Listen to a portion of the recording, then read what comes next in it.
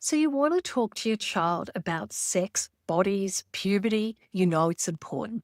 But right now, you're just trying to survive, getting dinner cooked, homework, keeping the dirty socks off the floor. You're exhausted, you're busy, and the idea of adding another thing to your already too long to-do list, no thanks. If that sounds like you, this is the episode for you because sex ed doesn't have to be a big, serious conversation.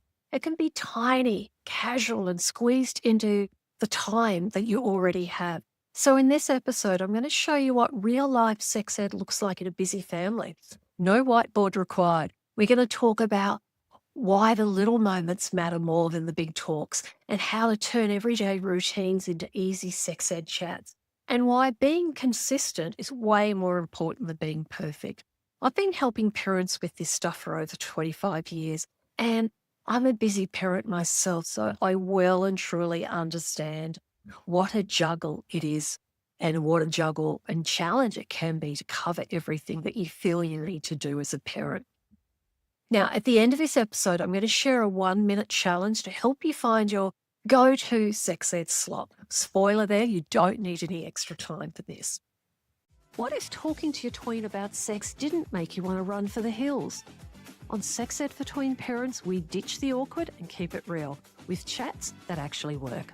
I'm Cath Hakanson, sex educator, mum, and your guide to handling all the tricky stuff without cringing or making it weird. So, what does sex ed look like in a busy family? Here's the truth. No one really tells you that sex ed doesn't have to look like a TED talk. You don't need to dim the lights, rehearse a speech, or bust out diagrams to show them, unless you want to. And if you do, that's great. Nothing wrong with that. Diagrams come in very handy at times. But most of the time, sex ed, it's just a one sentence comment at dinner. Might be a question while you're folding the laundry. It might be a, by the way, moment when you're driving in the car. Those moments, they still count and they work. So what most parents think sex ed should be is a big sit-down talk, like what you might have had as a child. They think that it has to be fully researched and perfectly timed, possibly even requiring a PhD in child psychology. But in real life, it's nothing like that. It's messy.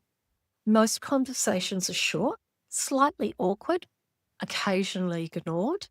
And at my house, most of my talks are met with a grunt, or a full body cringe. Sometimes I get a positive reaction, depends on the age and stage that they're at.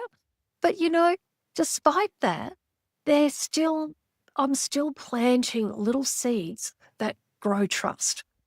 And what matters is that you're there. I had a parent message me and she asked me about how sex ed worked. And I shared the example of some of the responses that I get.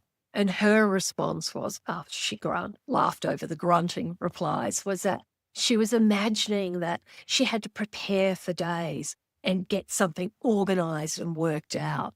But as she said, the way I explained that it's little opportunities here and there sprinkled throughout your parenting life, it makes it much more doable and much more easier as well. So, yeah, it's something that I wish all parents knew was that sex ed can be easy. And sometimes I'd call it sex ed on the run because it is very much about we have busy lives and we're just trying to slot it in. And it's those everyday moments that provide you with the opportunities, dropping kids off in the car, playing the radio, and there's a song about sex or blowjobs or something. Most music nowadays is about sex or love. Walking the dog, washing the dishes, waiting for the kettle to boil. You might say things like, did you know most people get body changes before their period starts? Or you might be watching TV and go, whoa, that ad was a bit full on. Did you notice how it showed their bodies? Do we really need to see someone in a bikini to advertise toothpaste? Or you might say something like, private parts, do you know what they are? They were just talking about it on that show. They're private for a reason. Do you want to know why? So they're just like little nudges, no big speeches required. So why does this approach work? It's doable, even on your busiest days. And it keeps pressure low for both of you. And it also, importantly, builds trust over time because if your child doesn't feel like they can come to you with their questions, they'll go to TikTok or their friends or Google or porn. And that's not where we want them getting their first information about sex or bodies. Now, I have got a video and I will try to remember to put the link under this episode. And what it is that it just quickly goes through and shows you all the different things that of what sex ed can look like during the day. So do go check that video if you want to. It's got lots of different strategies like reading a book, talking while you're watching TV, grabbing teachable moments, watching a video. There's lots and lots. And also on the website, I have got lots of content on how to start conversations and all the different strategies as well. What I've found though is that most parents will consistently use 1, 2, or even 3 strategies. So for me, it's lots of teachable statements where I might just say something, or I might see an opportunity to start a conversation, like a song on the radio about sticking it up her ass, which is another song I heard recently.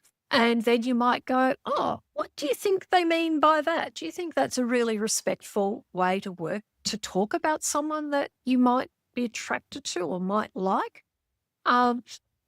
Or my other favorite one is to ask a question like, oh, I heard something on the radio today about porn. Is that something that you hear your friends talking about? So you can start a combo with a question. So I found that most parents will use 2 or 3 of those strategies. Now, in a minute, I'm going to have a challenge that will help you work out your go-to sex ed moment. Now, if you thought, I just don't have the time for this, sex ed needs to be a proper sit-down convo, or I'm probably doing it wrong, please know you're not doing it wrong. You're doing your best. And as I've said, it doesn't need to be a big, formal, or perfect conversation. And that's why I've created you this free guide. It's called 5 Cringe-Free Strategies to Naturally Start Sex Ed Conversation. And inside it, you'll find real-life ways to open the doors to these conversations. Ideas that fit around your schedule, not the other way around. And they're easy. You'll also find easy, everyday phrases that you can use with confidence. Because we don't need more time. All you just need is a little bit more support. And remember, if you get stuck, there's lots of resources over in the sex ed shop as well. So if you go to cringefreestrategies.com, you'll find that free resource. Now, our 1-minute challenge. Pick one routine moment in your day. Might be the walk to school, dinner time, teeth brushing, driving them to swim class, putting the bins out. Yeah, really, you can find so many mundane opportunities. Once you find an opportunity, mentally tag it as your sex ed slot. You don't need to say something today. Just get used to noticing when you could. That tiny mindset shift makes the next conversation feel easier and less like a big production. Now, thank you for being here with me on Sex Ed for Tween Parents. If today's episode made sex ed feel even a little bit more doable, I'd love it if you left a review. Helps more parents like you find this podcast and also realize that they're not alone. And don't forget, your free guide's ready for you too. So if you head over to cringefreestrategies.com, you'll find it. And I hope this has helped you with having some of these really, really important conversations, and that it gives you some ideas on how to squeeze sex ed into your already busy life.